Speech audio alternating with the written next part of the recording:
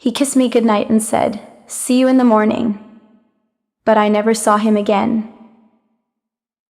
The last memory I had of my husband was the soft click of the hotel door closing behind him on our wedding night. It was just past midnight, and we had checked into a luxurious suite overlooking the city skyline. Everything was perfect, until the next morning when I woke up, and he was gone. No note, no phone, no bags. Just his tuxedo jacket draped over the armchair and a pair of empty shoes neatly placed by the bed. I tried calling. No answer. I called his family. They were just as confused. Claimed they hadn't heard from him either. At first, I thought, maybe an emergency, maybe a robbery, maybe something horrible happened. I filed a missing person report that same day. The police told me to wait 48 hours, but something deep in my gut whispered, he didn't disappear. He ran. But why? We had just gotten married. Everything about him was perfect. Too perfect, in fact. Kind, handsome, mysterious in a charming way. He had always been a little guarded about his past, but I thought it was just trauma or childhood stuff I never pushed. Now I wish I had. Because 6 months later, while walking past a newsstand, I saw his face, smiling, arm in arm with another woman. The headline read, "Billionaire philanthropist returns to the US with his wife and child." His name? James Blackwell. But I married him as Daniel Hayes. I stood frozen on the sidewalk, eyes glued to the glossy magazine cover. There he was, my husband, the man who vanished on our wedding night, except now, he was dressed in a designer suit, holding hands with a stunning brunette and cradling a little girl who couldn't have been more than 4 years old. I felt the blood drain from my face. James Blackwell. That name meant nothing to me. Yet that face, those eyes, were unmistakable. It was him. No doubt. But I married him as Daniel Hayes. Quiet. Modest. Said he was in consulting. Had no family photos, claimed to be an orphan. Liar. I bought the magazine with shaky hands and ran home, locking the door behind me like I was being followed. My heart thundered as I flipped through the pages. He was described as a reclusive billionaire heir who had spent years off the grid. The article gushed about his return to society, his mysterious charity work in Europe, and his beautiful wife, Vivian, and their precious daughter, Isla. Their daughter. The article even mentioned their whirlwind marriage 5 years ago, but that couldn't be right. I married him 6 months ago, which meant he was married to both of us. I sat on the floor, stunned.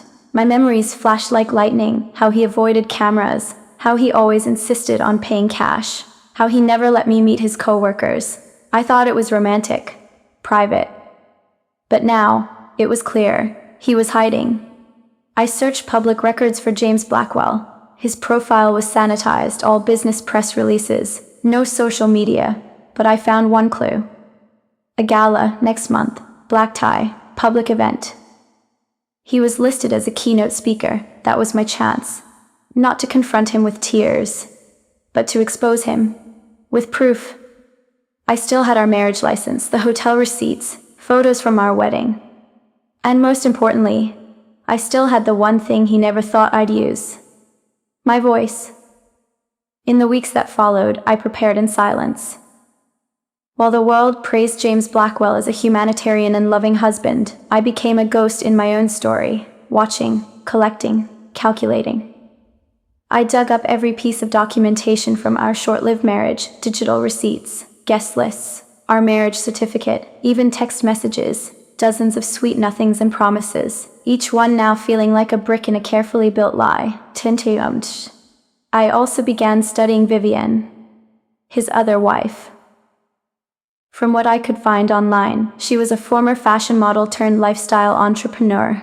Polished, elegant. She posted curated snapshots of their perfect life, a lakeside villa, birthday parties for Isla, matching couples' watches, but something felt distant, almost like she was playing a role too. I needed more. I reached out to the hotel where Daniel, left me behind. Claimed I was writing a complaint about a missing person.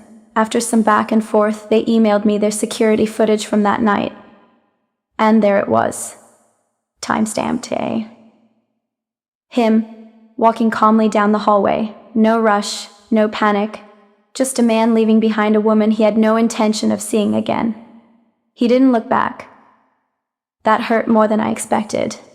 Still, I pressed on. The gala was approaching. I couldn't afford to make a scene without a plan, so I booked a stylist, borrowed a gown from a friend who worked in costume design, bought the cheapest ticket available, and faked an invitation email in case security checked. If I was going to do this, I had to look the part. Not like the woman he abandoned, but like the wife he underestimated. The night before the gala, I stood in front of the mirror in full dress rehearsal. I didn't see a victim anymore. I saw someone dangerous. Not with fists, but with truth. And truth, when delivered at the right moment, can destroy an empire. The night of the gala, the city glimmered like it knew a secret. I arrived early, wrapped in a navy silk gown, hair pinned back, lips crimson. No one questioned me at the door. No one suspected the woman behind the soft smile was a storm waiting to happen. Inside, chandeliers sparkled like frozen fire above a sea of wealth. Politicians, CEOs, media elites, all sipping champagne and pretending they were gods. And then he entered. James Blackwell. Tall, confident, smiling like the cameras owed him something. Vivian followed close behind in a silver gown. Perfect posture, polished grace. They looked like royalty. Power made flesh. He didn't notice me. Not yet. I kept my distance, waiting for the right moment.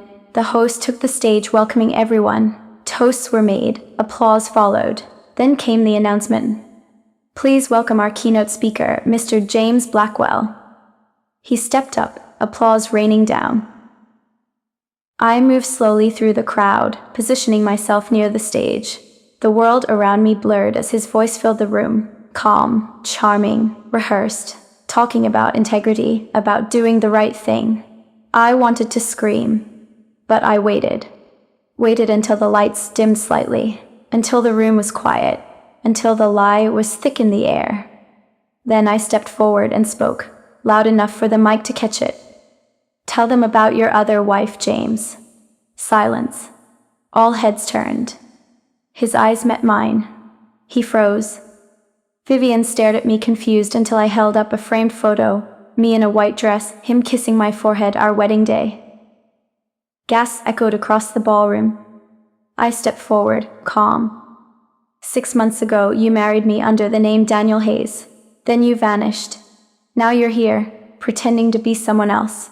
But I brought the receipts. I reached into my clutch and dropped copies of our marriage license and hotel records onto the nearest table. You didn't just lie to me. You lied to everyone. The room erupted.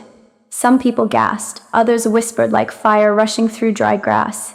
Journalists fumbled for their phones. Cameras zoomed in. James, no, Daniel, stood paralyzed on stage. Vivian's hand dropped from his arm like it had turned to stone. Her expression shifted, first disbelief, then slow horror. He opened his mouth to speak. This is a misunderstanding. I stepped closer. Misunderstanding? Shall I play the hotel footage of you walking out on me at midnight, or maybe you prefer I share a wedding video? He flinched. Real panic entered his eyes now. Vivian's voice cut through the chaos. Is this true? Silence. James didn't answer. And that silence was louder than any confession. She turned to me, voice shaking.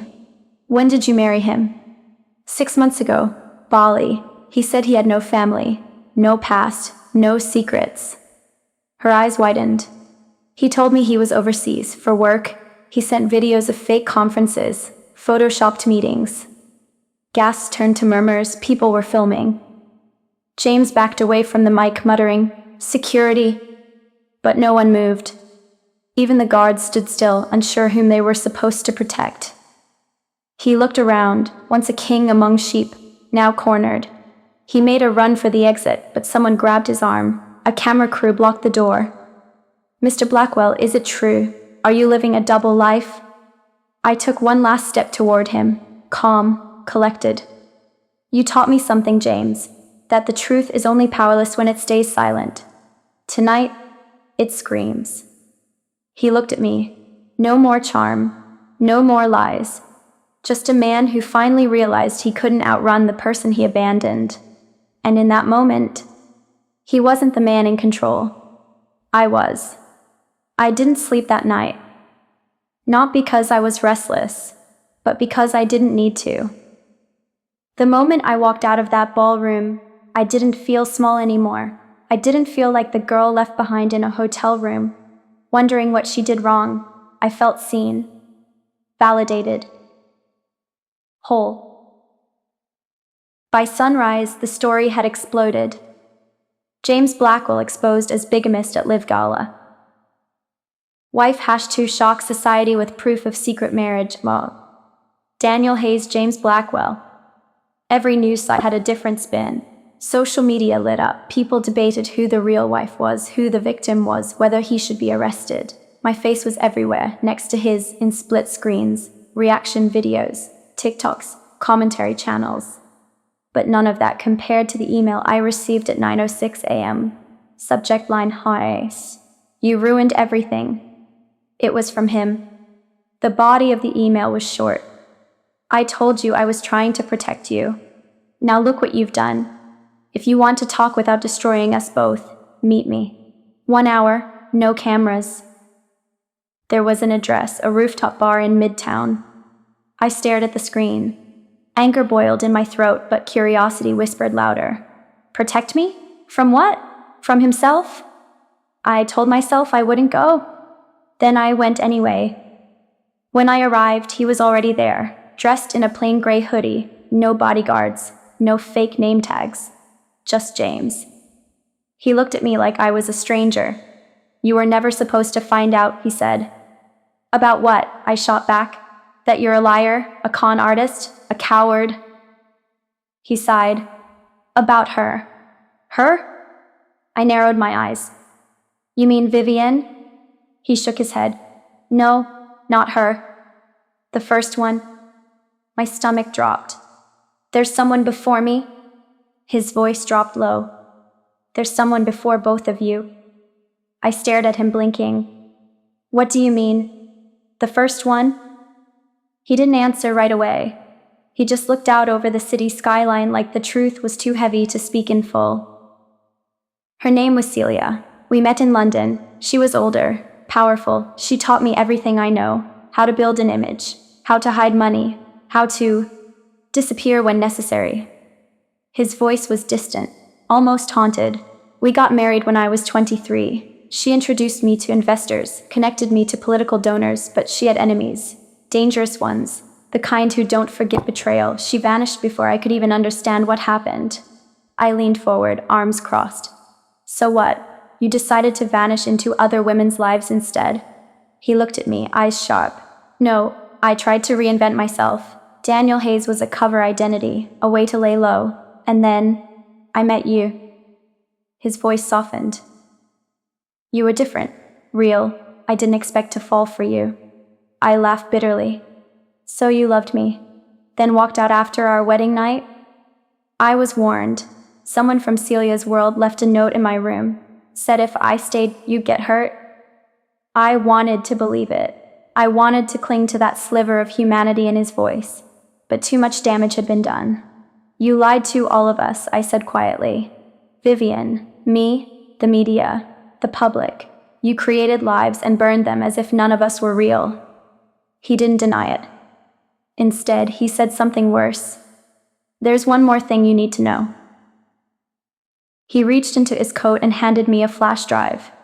If anything happens to me, give this to the press. It's everything. Accounts, shell companies, aliases. Proof that I'm not the only one playing this game. I held it in my hand. Why give it to me? He looked me dead in the eye. Because you're the only one who doesn't want to be me. Then he stood, pulled up his hood and walked away. I never saw him again. But 2 nights later, a body washed up near the pier. Unidentified. Unclaimed. But the wallet in his pocket, it held an ID card. With the name Daniel Hayes. The moment I saw the news headline, my breath caught in my throat. Unidentified male found near Pier 14, authorities investigating. The photo was grainy, taken from afar, but my heart recognized him instantly, even soaked and pale. It was him. Daniel James. Whatever his real name ever was. The article said no next of kin had claimed the body. No fingerprints matched any known records. No wallet, except for an ID in the name Daniel Hayes, the same name he used to marry me. I didn't cry. Not because I wasn't broken, but because somehow, deep down, I knew it would end like this. Men who built their lives out of lies don't usually die in peace. But something didn't sit right. A man like him didn't leave loose ends, didn't hand over secrets unless he knew he was running out of time. And that flash drive he gave me, still untouched, still hidden, suddenly felt like it was humming with danger. I plugged it into a burner laptop that same night. Files. Dozens of them. Financial records, offshore accounts, scanned passports, multiple identities, photos of business meetings with people I didn't recognize, messages in code, GPS pings in different countries. But one folder stood out. Celia final transaction. I opened it. There were surveillance photos from years ago, Celia arguing with a man outside a hotel, then disappearing into a black car, a wire transfer log, and a single text message time-stamped 2 days before James disappeared. She's asking questions again. He told her everything. Clean it up, quietly. My blood went cold. This wasn't just about betrayal. This was conspiracy. I backed everything up onto multiple drives, hid copies in different places, because if what I had was real, powerful people were involved. People who had already silenced Celia. And possibly had just silenced him. I didn't sleep for 3 days. Every sound outside my apartment made my skin crawl. Every phone call, every flicker in the power, every car parked too long across the street. I noticed it all. I knew I was being paranoid, but the flash drive in my hand didn't lie. This wasn't just about a cheating husband anymore. This was about a web of identities, money laundering, and connections that spanned across borders, and I had become the one person outside the circle who now held the truth. I reached out to a journalist, one with a reputation for publishing dangerous stories. I sent her redacted screenshots, encrypted the files, and scheduled a meeting in a public place. She agreed. But that night, someone broke into my apartment. They didn't take anything. Not the laptop. Not the flash drive, not even my wallet. But they left something behind. A single photo, taped to my bathroom mirror. It was me, leaving the gala, in the exact dress I wore when I exposed James. Written across the top in red marker. You've made your point, don't make us make ours. My hands trembled, I threw up in the sink. They were watching. Whoever they were. They weren't done. I moved out the next morning, switched phones, cut off everyone. I met the journalist in a crowded cafe downtown and slid the drive across the table with shaking fingers. I don't care if you say my name, I told her, but don't let this die with him. She nodded. This story could bring down billionaires. I nodded back. He built his life on silence. I won't finish it that way. That night, I walked alone through the city, no direction, no plan. But for the first time, I felt something James never truly gave me. Control. He left me with wreckage, yes, but he also left me with power. 3 weeks after I handed over the flash drive, it happened. The headline hit every screen in the country. Double Life, the truth behind billionaire James Blackwell's disappearance, an exclusive exposé by investigative journalist Lila Chen. The article pulled no punches. It named names. It mapped out timelines, offshore accounts, shell companies tied to political campaigns, and mysterious property purchases linked to global arms contracts. But the most explosive part. Sources confirm Blackwell operated under multiple identities, including Daniel Hayes. Marriage records obtained by this publication prove a second legal marriage to an American woman 6 months before his reemergence in society. That American woman was me. My name wasn't printed. but anyone who had seen the gala footage already knew. Within 24 hours, the story went international. Stock markets linked to Blackwell's business empire plummeted. 2 CEOs resigned. A European intelligence agency announced it had reopened a cold case tied to Celia's disappearance. News anchors couldn't keep up. I received hundreds of messages, support, hate, offers, threats. But one email stopped me cold. It was from Vivian, our subject. He wasn't always that man.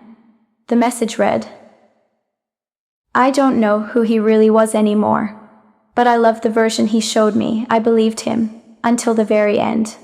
Maybe you did too. I don't hate you. I just hate what he left behind. V." I stared at her words for a long time. Because she was right. For all the damage he caused, James wasn't just a villain in a tailored suit.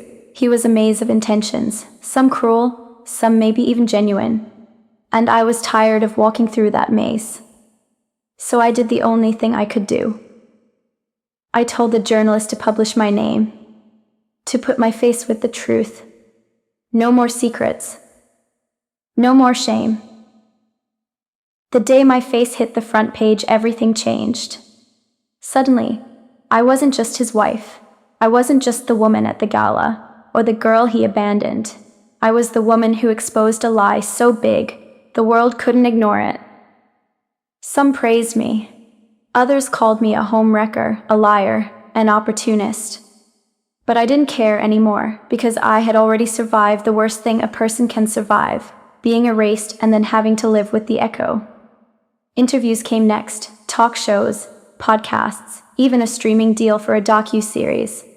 I turned down most of it. Not because I was afraid, because I was done giving him the stage, even in death. Instead, I used the attention to launch something I wished I had when I was left alone in that hotel room. A fund for women who had been abandoned, lied to, or used in schemes far bigger than they ever signed up for. I named it the Hayes Foundation. Yes, that name. I reclaimed it, not as his legacy, but as my proof that you can take pain and turn it into power. I didn't hide from the public anymore. I stood in front of them, told my story, raw and real. And as I spoke, I realized something. He was a master of illusion, but I had something stronger. Reality. Because the truth doesn't need to be perfect, it just needs to be told. Vivienne and I never became friends, but in a quiet way, we respected each other. She disappeared from the spotlight after the article, moved to Europe with her daughter, started over, just like I did. And maybe that's the most honest ending 2 women can have after loving the same lie. We both walked away. Different women than the ones who first said I do. It's been 2 years since the night I stood in that ballroom and shattered his illusion. 2 years since I looked the world in the eye and said, "Here I am." People still ask me if I ever really loved him. The answer is complicated. Because I think I love the version of him he let me see, the version that made me laugh at midnight, that held my hand while crossing the street, that whispered dreams about a quiet house on a hill. But that version wasn't real. It was a mask stitched from charm and practiced lies, worn by a man who never knew how to stop running, not even from himself. Sometimes I wonder if he really died that night, or if Daniel Hayes simply disappeared again, traded in for another name, another woman, another life. He was good at that. But I'm not chasing ghosts anymore. I've built a life I can stand in without fear. I run my foundation full-time. I speak at universities. I even mentor young women who feel small and forgotten, just like I did once. And every time I see one of them realize they are not broken, that they are not alone, I heal a little more. As for my name, it's mine now. Not the one he gave me. Not the one the media plastered in headlines. The one I chose. The one I earned. The one no one can take away. Because I may have been his secret, but now I'm my own story, and I won't be erased again.